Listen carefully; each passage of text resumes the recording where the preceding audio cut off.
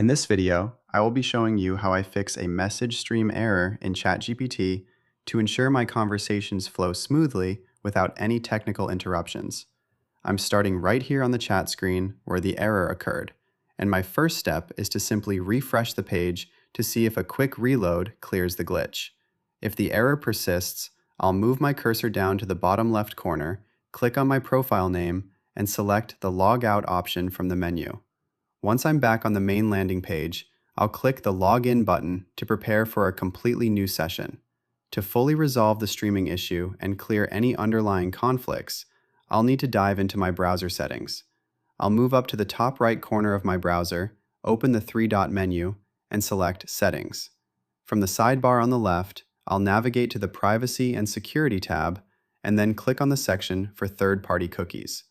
I'll scroll down until I find the option to See All Site Data and Permissions, and click it. In the search bar at the top, I'll type ChatGPT to filter out everything else.